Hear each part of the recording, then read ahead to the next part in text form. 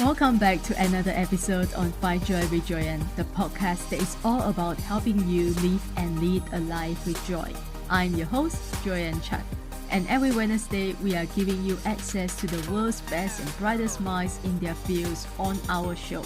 Listen in as these leaders impart their wisdom, inspiration, and stories to empower you to live joyfully with intention, passion, and purpose, and celebrate the struggles and overcome the challenges we may face each day with the tools and insights that we are going to share with you. Whether you are looking to improve your relationship, find your passion, learn how to embrace the present moment, deepen your spiritual connections, or learn the magic of manifestation and law of attraction to attract more abundance, this podcast is here to guide you every step of the way. As your host, I am also challenging myself to dig deeper to learn and unlearn and ride along with you. We are not here to tell you how to live your life because it is your life. But this life is all that we have right now. So my friend, why not live our life to the fullest? So I hope these conversations and stories will guide and inspire you to live your life to your highest potential and a life that you are proud of as you continue to grow and evolve in your own journey. So if you are ready to start living a more passionate, purposeful, and joyful life, join us every Wednesday on Find Joy with Joyan for inspirational stories, powerful message, fun conversations, and empowering thoughts with me and my special guests and friends. And now, without further ado, let's dive into today's episode. Hello, I just came back from my 14 days Everest Base Camp trek in Nepal. After 12 days of minus 20 Celsius temperatures, an elevation of 5,400 meters, cough, fever, altitude sickness, expensive hot water and gas showers, and many bowls of shepherd stew and garlic soup, I made it out alive. Baby steps, deep breathing, and a sheer determination to never give up can take you much further in life than you can ever imagine. In fact, I remember just a few days before my flight, my mom asked me to cancel the trip and not to go. She thought it would be too dangerous for me and worried that I would never make it back. But she should know her daughter better than anyone else, which is I would never cancel the trip. Did I see no fear? Did I worry? Wasn't I scared? Yes, trust me, I was. But I would do it anyway. The truth is, the Everest Base Camp trek was never a dream of mine or on my bucket list. Here's the thing. I've never run a marathon in my life, and the mountains that I have climbed in the past 30 years have been nothing more than the neighborhood hills and a volcano height in Iceland, and that's about it. The Everest Base Camp trek was merely an impulse, a birthday trip, my yearly soul-searching journey. And as a high achiever, as a super achiever, I just wanted to see Mount Everest. And if I were to conquer a mountain, it had to be the tallest peak in the world. Yes, I know what you're probably thinking, but being a super achiever is the best thing. It has enabled me to reach greater heights and constantly push myself out of my comfort zone to achieve things beyond my wildest dreams. But from the EBC track, I have learned so many valuable life lessons that I'm going to share with you here today. But first, a big appreciation to our podcast sponsor, Get the Law of Attraction, for sponsoring this trip and making it possible. And to the hardworking portals and Yak, my 3 trekking guides, my superheroes, Santos, Dinesh, and Arjun, my team, and everyone I have crossed paths with on my EPC journey, and to all of you who follow my journey on Facebook, Instagram, and send me messages to cheer me on, send me strength, show me love when I encountered a horrible experience that made me cry and left me heartbroken during the trek on my birthday. And all of your heartfelt birthday wishes. Thank you so much. Namaste. Because this is something that I never thought that I would do in my life, because I was never a mountain person. But now that I've done it, and I never thought that I would fall in love with mountains, I was in a mountain for 14 days. But now they are in me and in my heart, in my soul forever. And now that I'm back, I'm thinking about the next trek I want to do. I know, another super achiever syndrome, but I got really sick from this trek. I mean physically sick, and you probably could hear that my voice is a bit husky, and I'm still under recovery, but I really want to do this episode today and reconnect with you to share my experience. So without further ado, here are the 5 valuable life lessons that I learned from my EBC trek that I hope will serve you as well. Lesson number 1. Why worry about how long it will take when you have already chosen a path? For 12 days, we had to trek for 7 to 8 hours. If you are a slow worker, it might take even longer. Some days are shorter, and we had 2 days for acclimatization, when we reach a higher altitude. But still, we always like to ask our guide, how long is the journey? And whenever we stop for water break, we ask our guide again, how much more to reach a place, whether it's the lunch place or the tea house where we will be staying for the night. And I can tell by their face that they are never telling the truth. When they said it was 2 hours, it was actually 3 hours. And when I was on the trek and when I saw no end, I realized one thing. As long as I know this is the right path and that I'm on the correct path that will lead me to my destination, I have all the confidence. And I'm not scared or worried at all. I just have to keep going. And in the meantime, enjoy the view. Why worry about how long it will take to get there? Yes, the destination is what drives us, but the journey itself is what matters. The irony is, when I finally reached the Everest Base Camp on the 9th day, I asked my guide, "Is this it? I can't believe this is it. I worked so hard." And he laughed. Standing at the base camp, in front of the big stone that says Everest Base Camp 5346 meters, you can see the picture that I posted on my Instagram and LinkedIn. That moment, I realized that the journey was a lot more precious than this moment. So it's the same for our life's journey.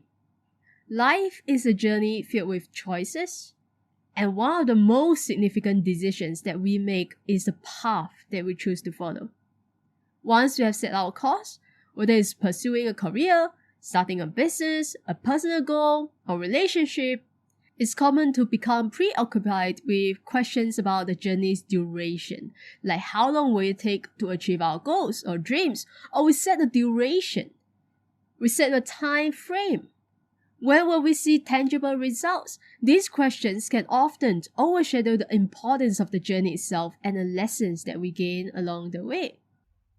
If you have chosen to be an entrepreneur, and you are on the path and every day what you do is worrying, frustrating, struggling, and you want to reach your success like yesterday, why?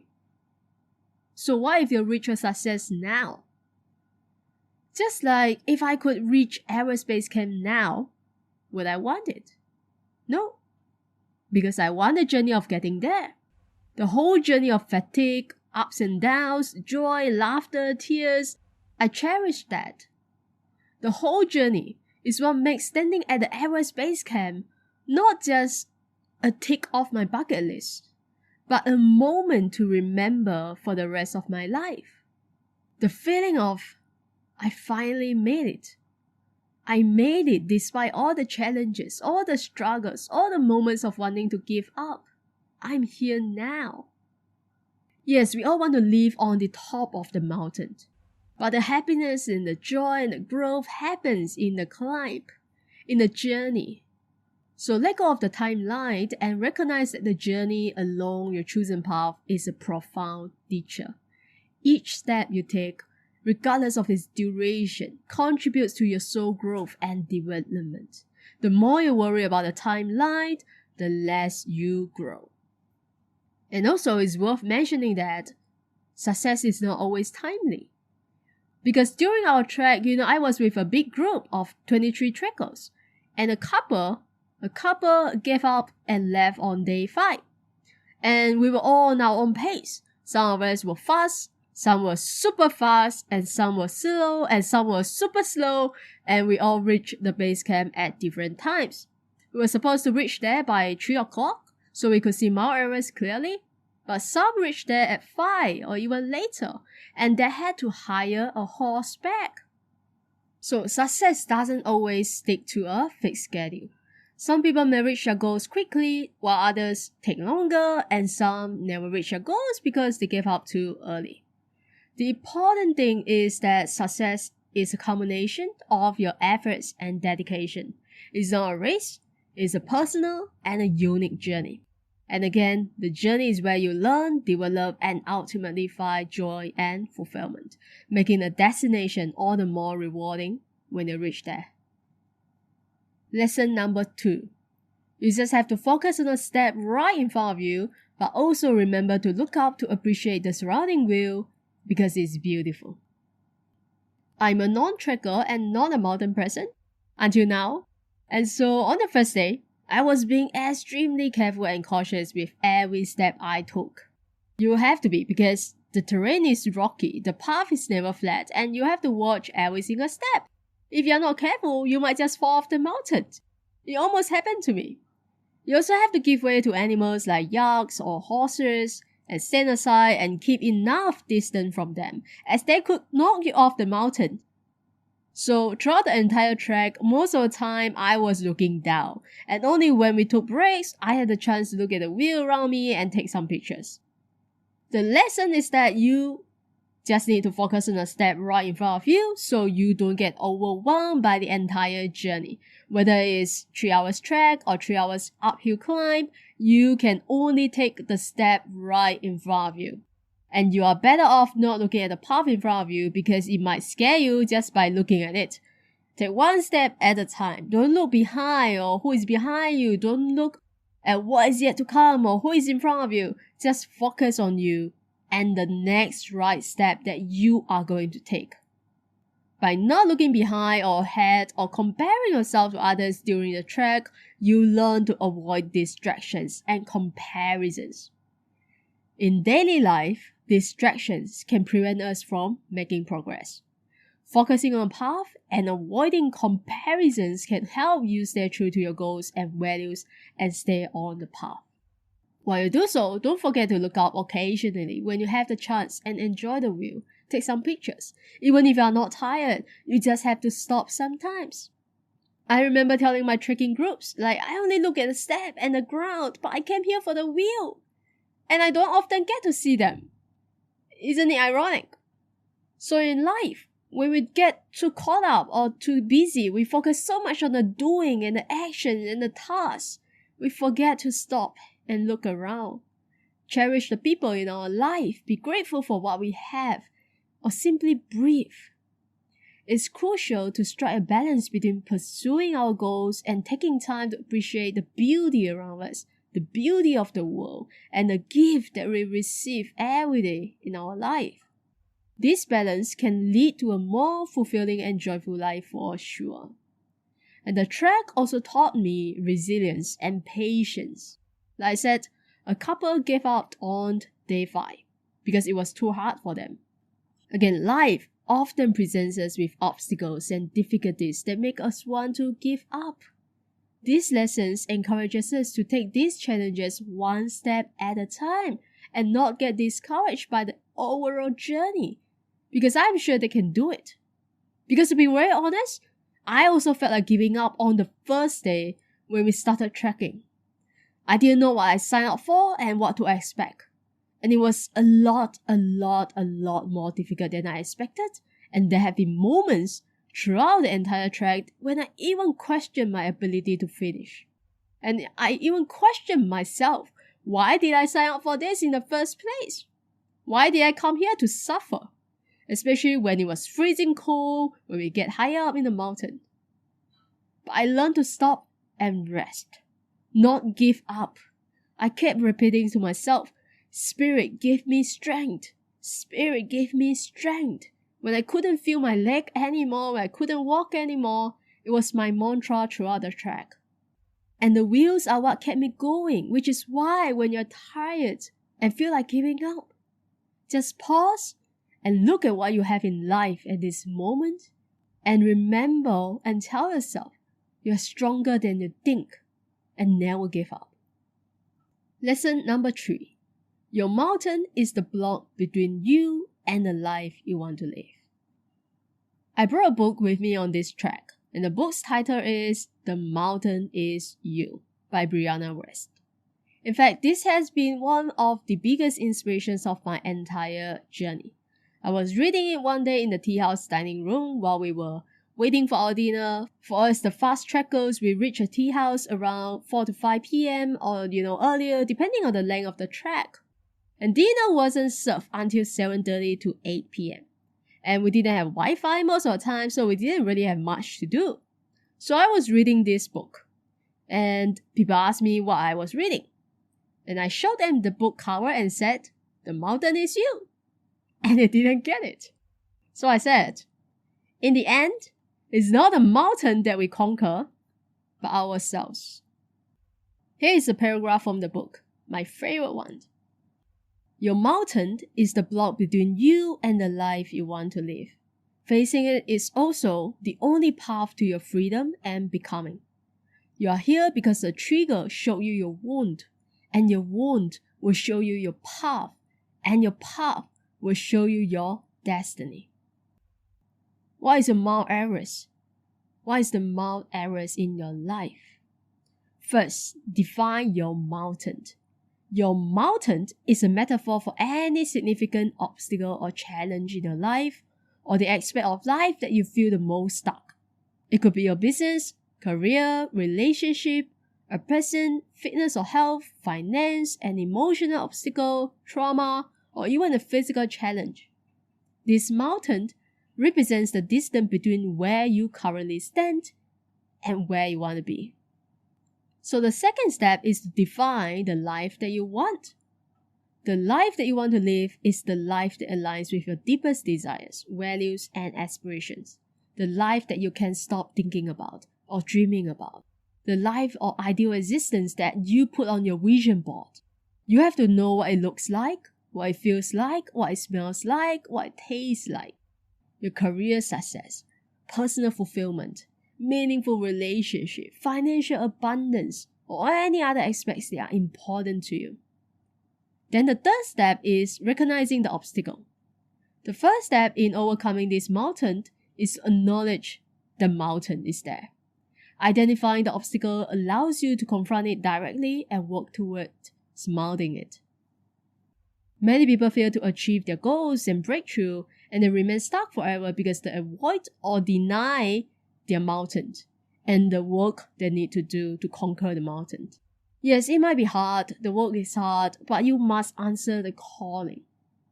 The mountain that stands in front of you is the calling of your life, the calling of your purpose for being here.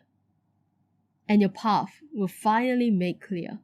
And one day, this mountain will be behind you, but who you become in the process of getting over it will stay with you always. Lesson number 4. To overcome a fear, you just need to do the things you fear repeatedly and the fear will go away. I'm afraid of heights, for real. On the first day, while we were walking on the edge of the mountain, I could feel my fear with every step I took. But I just kept telling myself not to look down, not to look down, not to look down, never ever look down. And my biggest fear, let me tell you, was the high-hanging suspension bridge connecting two mountains. And I shared this on my IG story as well if you saw that. So on day 1, we had to cross 3 of them. And if you watch the movie Mount Everest, which I highly recommend, if you haven't watched it yet, you will see one of the famous bridges.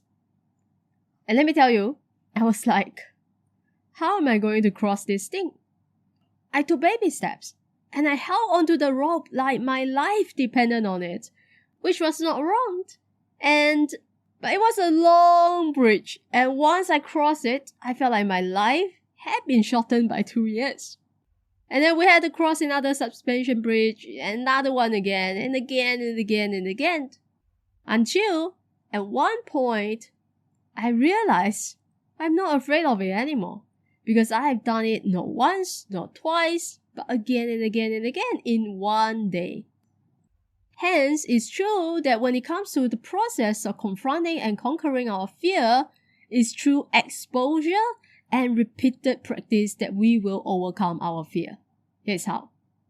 Repeatedly facing your fears has the potential to lead to habituation. Habituation is a psychological process where the fear response decreases with exposure. This happens because your brain learns that The feared object or situation isn't as dangerous as initially perceived. The more you expose yourself to the fear, the less distressing it becomes because you are breaking the fear cycle. And repeated exposure disrupts the fear cycle by demonstrating that a feared outcome is not as catastrophic as your mind might have made it out to be.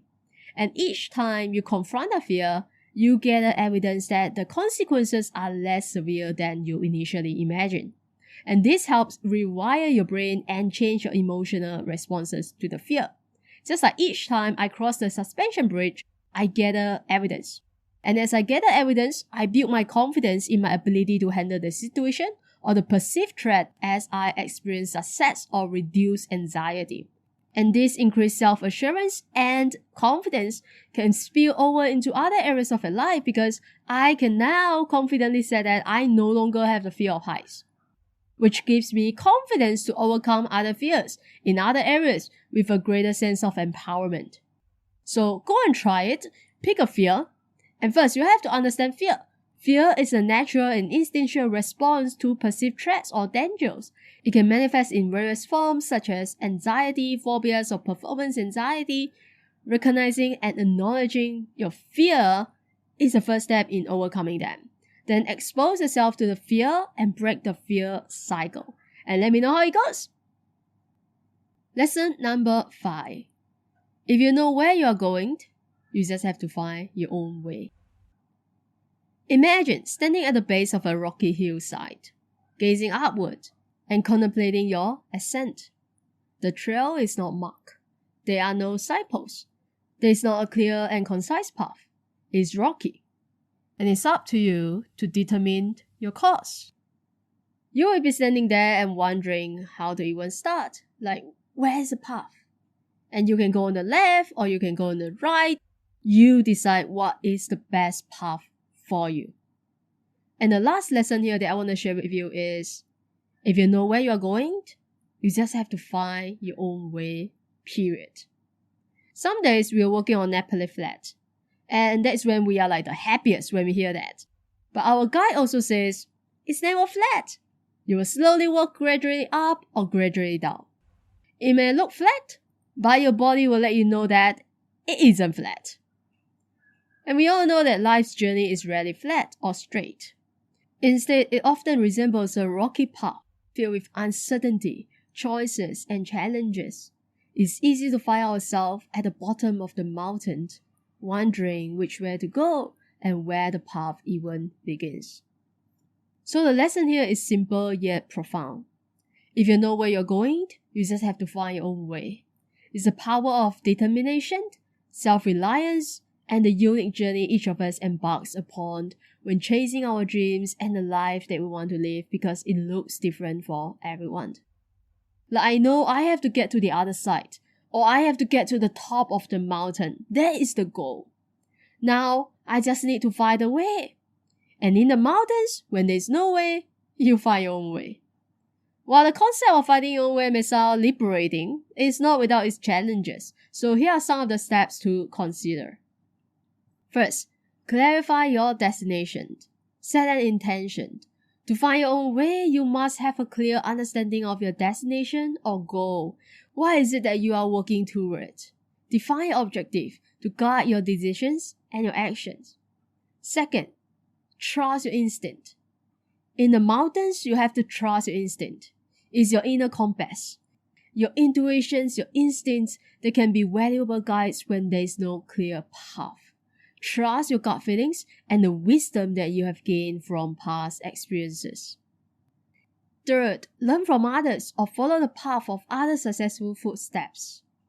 While your journey is unique, you can still learn from the experiences and advice of others, especially those who have walked the path in front of you and have achieved the goal that you are trying to achieve.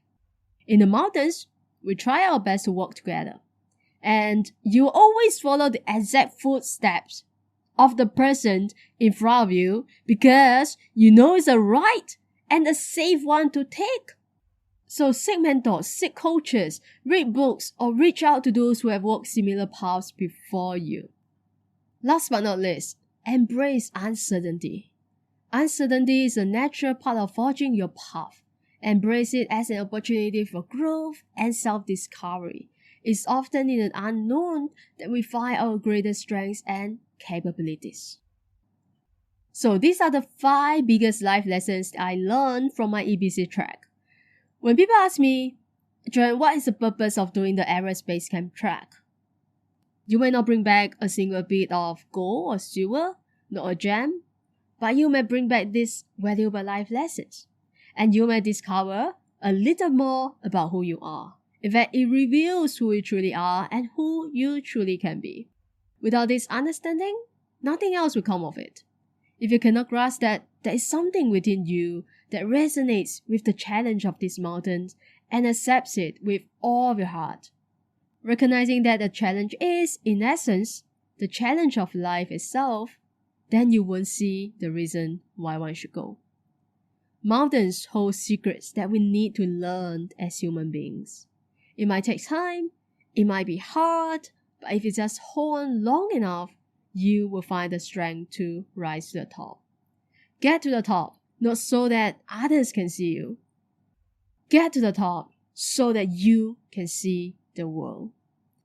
Thanks for listening today, and send me a DM on Instagram. Let me know that you listened and let me know which lesson resonates with you the most. Share this with a friend or family or anyone who needs to learn these lessons as well. And let's keep pushing, let's keep going, and let's keep rising up. I hope I inspire you to also embark on the Everest Base Camp journey, or maybe not. And it's okay because everyone's mountain is different, and it should be different. Maybe for you, it's not Everest Base Camp, but something else. But I really hope that I have inspired you to go on and live a better, stronger, more courageous, and limitless life. May your dreams be larger than mountains, and may you have the courage to scale their summits. Till we meet again, Namaste.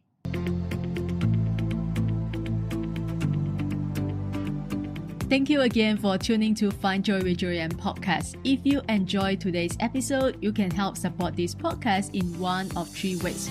1. Take a screenshot of this episode and share it on your IG story and tag me at findjoyjoyan_podcast so I can repost and connect with you. 2. Share this podcast with a friend or a family member. And 3, leave a positive review on Apple Podcasts so we can continue to grow and reach more listeners worldwide. Make sure you also subscribe so you don't miss out on any episode coming Wednesday. Thanks for being here, and I will see you soon in the next episode.